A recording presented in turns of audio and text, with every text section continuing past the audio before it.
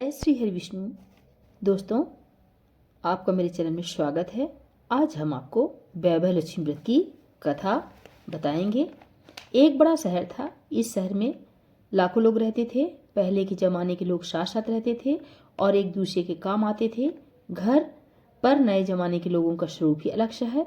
सब अपने अपने काम में रत रहते हैं। किसी को किसी की परवाह नहीं। घर के सदस्यों को भी एक दूसरे की परवाह नहीं होती। भजन, कीर्तन, भक्ति भाव, दया, माया, परोपकार जैसे संस्कार कम हो गए हैं। शहर में बुराइयां बढ़ गई थी। शराब, जुआ, रिश्त, व्यभिचार, चोरी, डकैती वगैरह बहुत से गुनाह शहर में होते थे। कहावत है कि हजारों निराशा में एक अमर आशा छिपी हुई है। इसी तरह इतनी सारी बुराइयों के बावजूद शहर में कुछ अच्छे लोग भी रहते थे। ऐसे अच्छे लोगों में शीला और उनके पति की गृहस्थी मानी जाती थी। शीला धार्मिक प्रकृति की और संतोषी थी। उनका पति भी विवेकी और सुशील था। शीला और उनका पति ईमानदारी से जीते थे। वे किसी की बुराई करते नहीं थे। प्रभु भजन में अच्छी तरह समय व्यतीत कर रहे थे। उनकी गृहस्थी आदर्श गृहस्थी थी और शहर के सभी लोग उनकी गृहस्थी की सराहना करते थे। शीला की गृहस्थी इसी तरह खुशी खुशी चल रही थी। पर कहा जाता है कि कर्म की गति अकल है। विधाता के लिखे लेख कोई नहीं समझ सकता है। इंसान का नसीब पल भर में राजा को रंग बना देता है और रंग को राजा। शीला के पति के अगले जन्म के कर्म भोगने के बाकी रह गए होंगे कि वह बुरे लोगों से दोस्ती कर बैठा। वह जल्द से जल्द करोड़पति होने के ख्वाब देखने लगा। इसलिए वह गलत रास्ते पर चढ़ गया और करोड़पति की बजाय रोडपति बन गया। यानी रास्ते पर भटकते भिखारी जैसे उसकी हालत हो गई थी।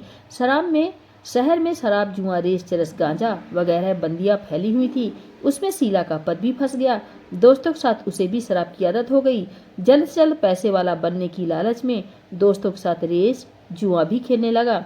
इस तरह बचाई हुई धनराशि, पत्नी के गहने, सब कुछ रेस जुए में गंवा दिए।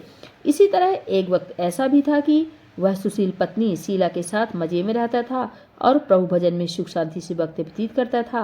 उसके बजाय घर में दरिद्रता और भूखमरी फैल गई। सुख से खाने की बजाय 2 वक्त भोजन के लाले पड़ गए और शीला को पति की गालियां खाने का वक्त आया था।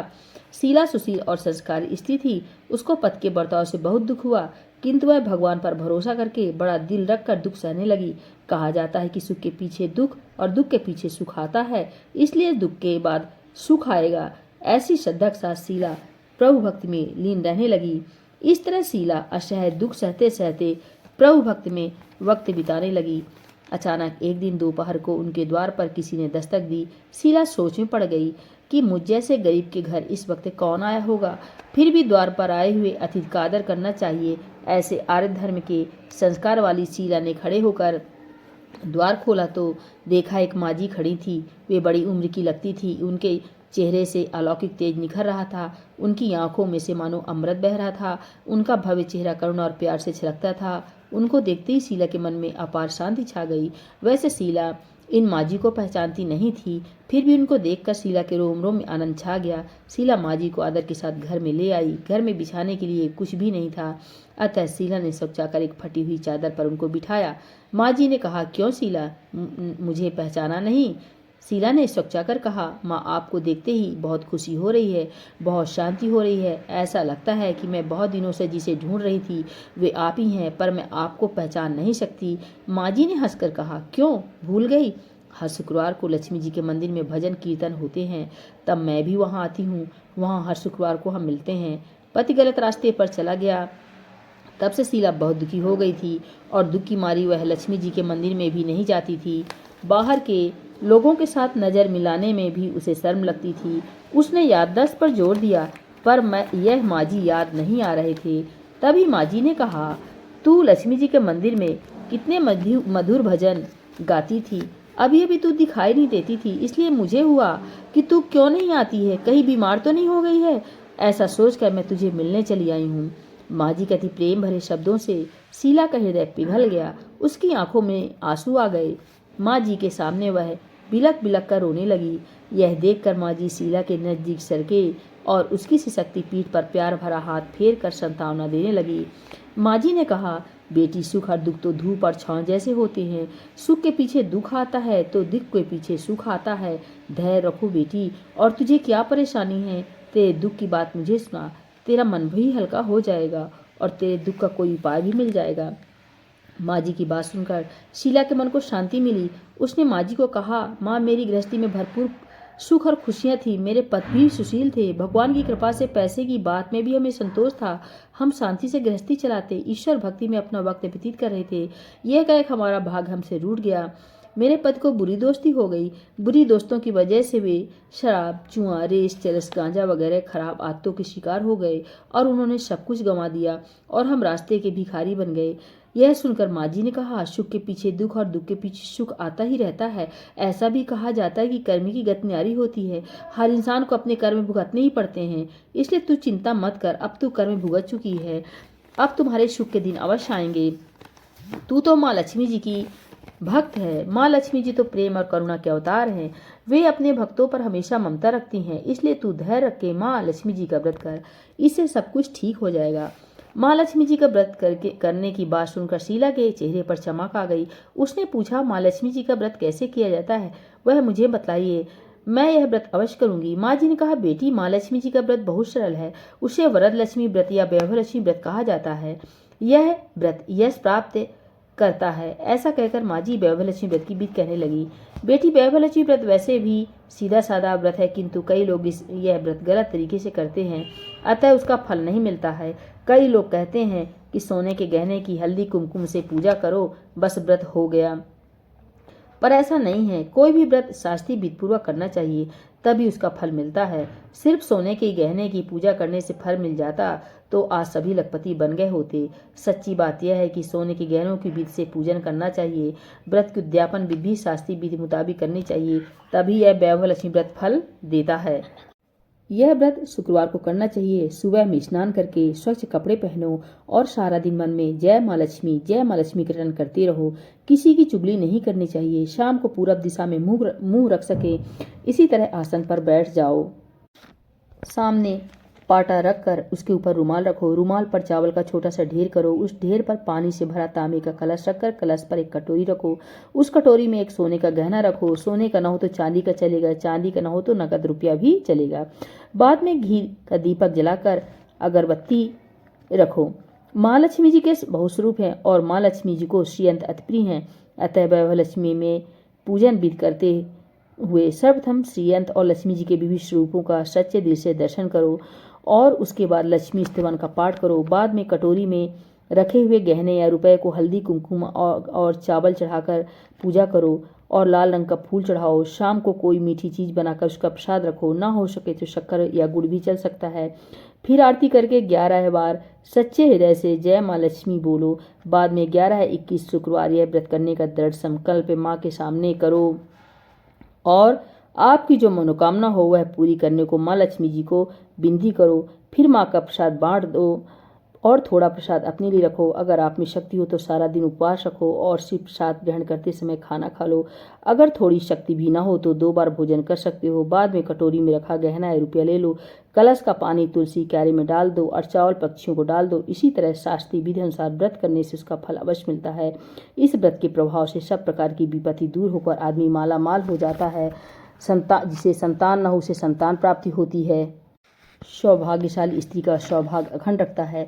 कुमारी लड़की को मन भर पति मिलता है। शीला सुनकर आनंदित हो गई। फिर पूछा, माँ, आपने वैभव लक्ष्मी व्रत की जो शास्त्रीय विधि बताई है वैसे मैं अवश्य करूंगी, किंतु इसकी उद्यापन विधि किस तरह करनी चाहिए वह भी कृपा करके सुनाइए। माँ जी ने कहा, 11-21 जो मन्नत मानी हो उतने शुक्रवार यह वैभव लक्ष्मी व्रत पूरी श्रद्धा और भक्ति भावना से करना चाहिए। व्रत के आखिरी शुक्रवार को जो शास्त्रीय विधि अनुसार उद्यापन विधि करनी चाहिए वह मैं तुझे बताती हूँ। आखिरी शुक्रवार को खीर या नैवेद्य रखो। पूजन विधि हर शुक्रवार को जैसा करते हैं वैसे ही करनी चाहिए। पूजन विधि के बाद श्रीफल फोड़ो और कम से कम 7 कुंवारी या सौभाग्यशाली स्त्रियों को कुमकुम का तिलक करके उसे साहित्य संगम की वैभव लक्ष्मी व्रत की एक पुस्तक उपहार में देनी चाहिए और सबको खीर का प्रसाद देना चाहिए। फिर धनलक्ष्मी स्वरूप वैभव लक्ष्मी स्वरूप माँ लक्ष्मी जी की छवि को प्रणाम करें। माँ लक्ष्मी जी का यह स्वरूप वैभव देने वाला है। प्रणाम करके मन ही मन भावुकता से माँ की प्रार्थना करते वक्त कहें कि हे माँ धनलक्ष्मी, हे माँ वैभव लक्ष्मी, मैंने सच्चे हृदय से आपको वैभव लक्ष्मी व्रत पूर्ण किया है, तो हे माँ हमारी जो मनोकामना हो उसे बोलो कि पूर्ण करो। माँ हमारा सबका कल्याण करो।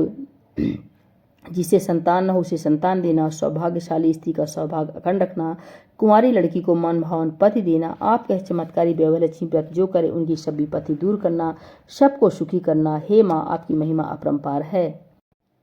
इस तरह माँ की प्रार्थना करके माँ लक्ष्मी जी का धन लक्ष्मी स्वरूप को भाव से वंदन करो। माँ जी के पास से वैभव लक्ष्मी व्रत की शास्त्रीय विधि सुनकर शीला भाव विभोर उठी। उसे लगा मानो सुख का रास्ता मिल गया है। उसने आंखें बंद करके मन ही मन उसी क्षण संकल्प लिया कि हे वैभव लक्ष्मी माँ, मैं भी माँ जी के कहे मुताबिक श्रद्धा से शास्त्रीय विधि अनुसार वैभव लक्ष्मी व्रत 21 शुक्रवार तक करूंगी और व्रत की शास्त्रीय विधि अनुसार उद्यापन भी करूंगी। शीला ने संकल्प करके आंखें खोली तो सामने कोई नहीं था। वह विस्मित हो गई कि यह माँ जी कहाँ गए। यह माँ जी दूसरा कोई न था, साक्षात लक्ष्मी जी थी। शीला लक्ष्मी जी की भक्त थी, इसलिए अपने भक्त को रास्ता दिखाने के लिए माँ लक्ष्मी देवी माँ जी का स्वरूप धारण करके शीला के पास आई थी। दूसरे दिन शुक्रवार था। सवेरे स्नान करके स्वच्छ कपड़े पहनकर शीला मन ही मन श्रद्धा से पूरे भाव से जय माँ लक्ष्मी का मन ही मन रटन करने लगी। सारा दिन किसी की चुगली की नहीं। शाम हुई तब हाथ पांव मुंह धोकर शीला पूरब दिशा में मुंह करके बैठी। घर में पहले सोने के बहुत से गहने थे, पर पद्दियों ने गलत रास्ते पर चढ़कर सब गहने गिरवी रख दिए थे। पर नाक की चुन्नी बच गई थी। नाक की चुन्नी निकालकर उसे धोकर शीला ने कटोरी में रख दी। सामने पाटे पर रुमाल रखकर मुट्ठी भर चावल का ढेर किया। उस पर तांबे का कलश पानी भरकर रखा। उसके ऊपर चुन्नी वाली कटोरी रखी। फिर माँ जी ने कही थी वह शास्त्रीय विधि अनुसार वंदन स्तवन पूजन वगैरह किया और घर में थोड़ी शक्कर थी वह प्रसाद में रखकर वैभव लक्ष्मी व्रत किया। वह प्रसाद पहले पद को खिलाया। प्रसाद खाते ही पद के स्वभाव में फर्क पड़ गया। उस दिन उसने शीला को मारा नहीं, सताया भी नहीं। शीला को बहुत आनंद हुआ। उनके मन में वैभव लक्ष्मी व्रत के लिए श्रद्धा बढ़ गई।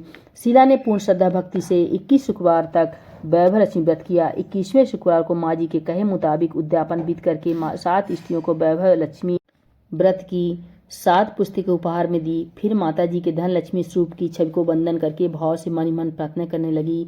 हे माँ धन लक्ष्मी, मैंने आपका वैभव लक्ष्मी व्रत करने की मन्नत मानी थी, वह व्रत आज पूर्ण किया है। हे माँ, मेरी हर विपत्ति दूर करो, हमारा सबका कल्याण करो। जिसे संतान न हो उसे संतान देना, सौभाग्यशाली स्त्री का सौभाग्य अखंड रखना, कुंवारी लड़की को मन भावन पति देना। आपका चमत्कारी वैभव लक्ष्मी व्रत जो करे उनकी सब विपत्ति दूर करना, सबको सुखी रखना। हे माँ, आपकी महिमा अपरंपार है। ऐसा बोलकर लक्ष्मी जी के धन लक्ष्मी स्वरूप को छवि को प्रणाम किया।